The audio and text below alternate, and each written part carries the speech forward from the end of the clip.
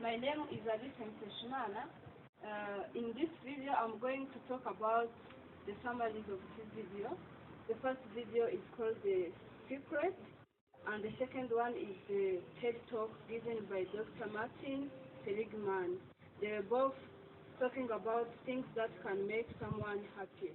Let's start with the first video called The Secret. In that video, The Secret, the main idea was about that secret, which is defined as the law of attraction.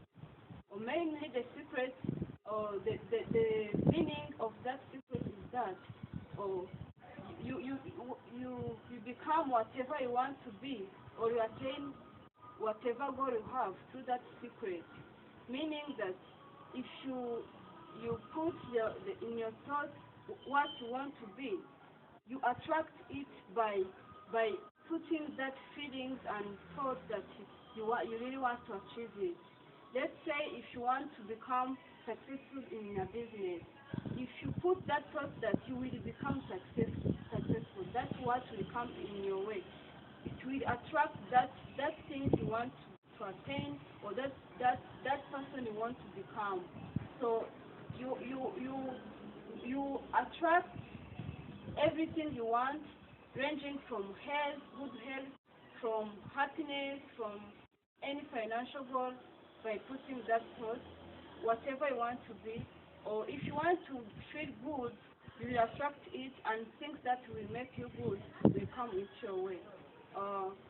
That was the first video. In that video, for the second one, it was a TED Talk that was given by the Dr.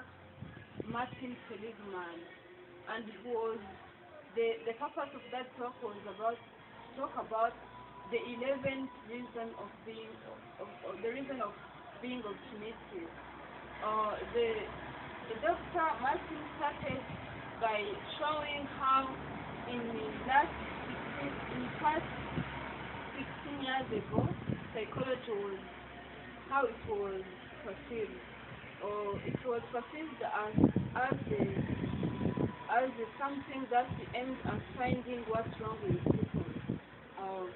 Actually, it worked in what he called disease model, and that disease model failed because he didn't achieve the goal of making people happier, making trouble people or miserable people happier.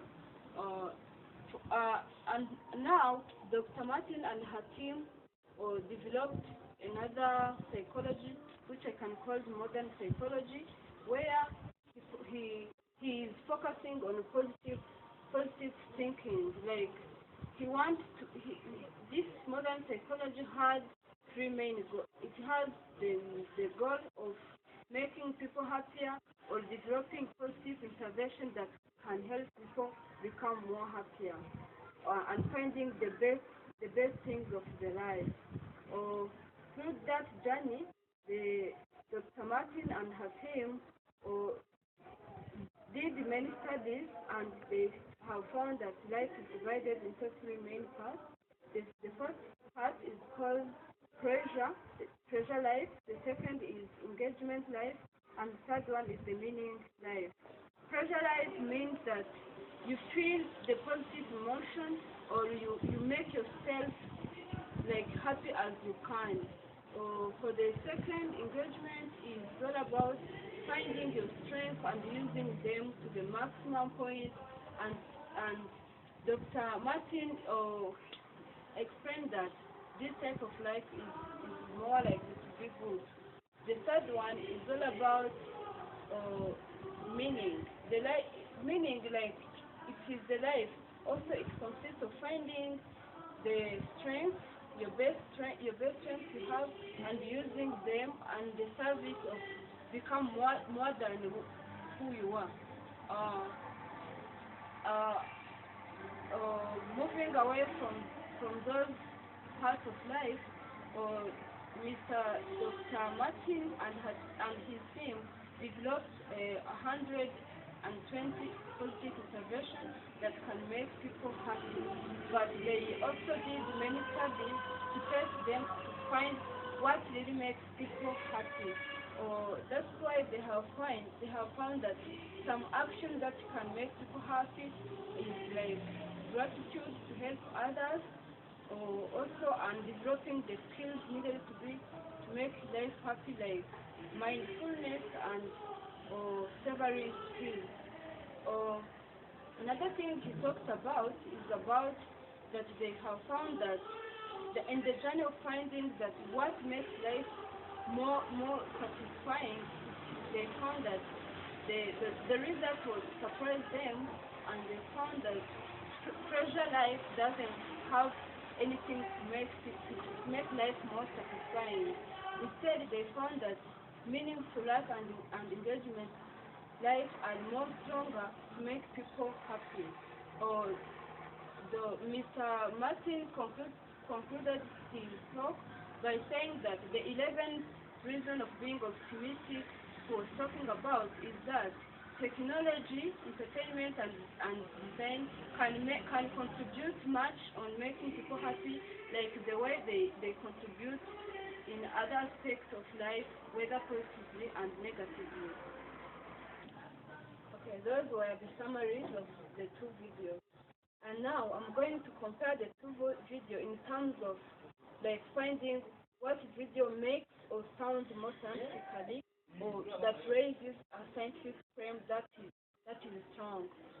For the first video, Secret, according to my analysis, I have found it to be not scientific, like it doesn't have a scientific frame that is like more convincing.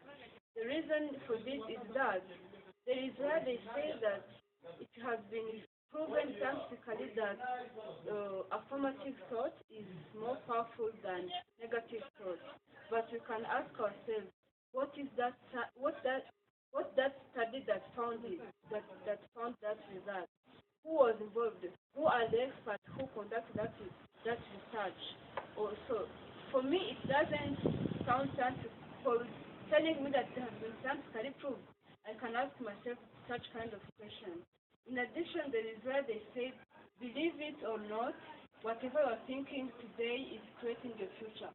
But that statement called believing it or not is how can I be convinced? What facts are you showing me that whatever I'm feeling or I'm thinking is creating my future?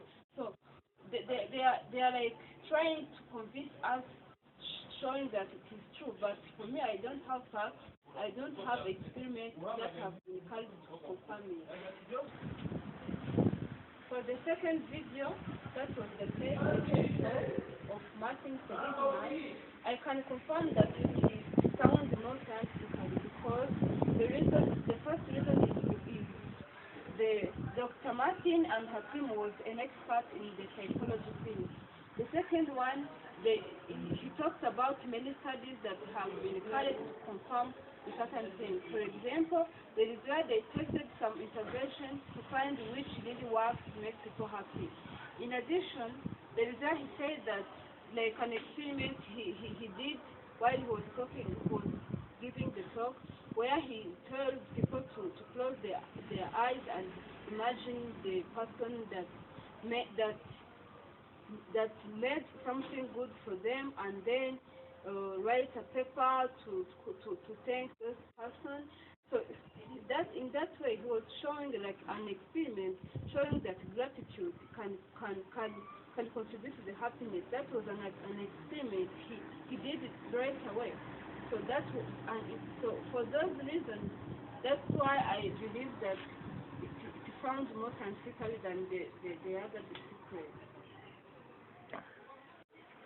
For this part, I'm going also to talk about the kind of stress I experience in my life, or the kind of stress I manage well, and the kind of stress I fail to manage. For the stress I manage well, it is a time stress.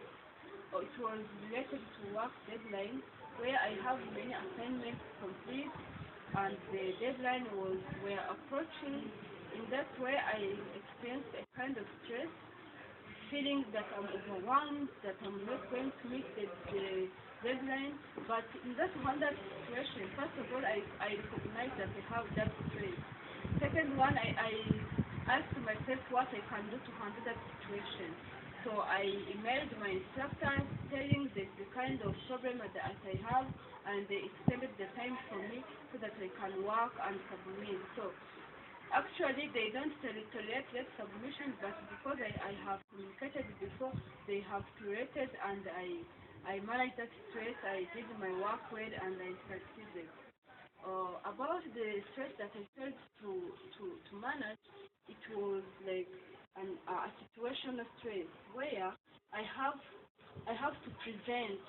I have a presentation in front of the class and the staff, and when I was preparing it, I was like scared. I had many fears, and I was thinking that I was not going to make it. So I had something like butterfly in my stomach, and whenever I was trying to think about it, I was like having like something. I was like not comfortable. The day of presentation came and I went to present, but eventually, like I was pessimistic. I was not.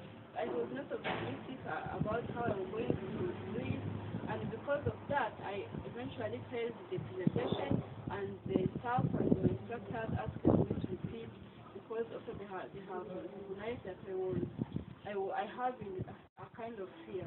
That was the stress that I failed to manage. But I have learned a lot from it, and next time I managed to do it. Oh, thank you for following this presentation. I think it really helped. Actually, I talked about the two summaries of the video. I talked about which video is more scientifically like convincing, and also talked about my experience about managing the stress. Thank you very much.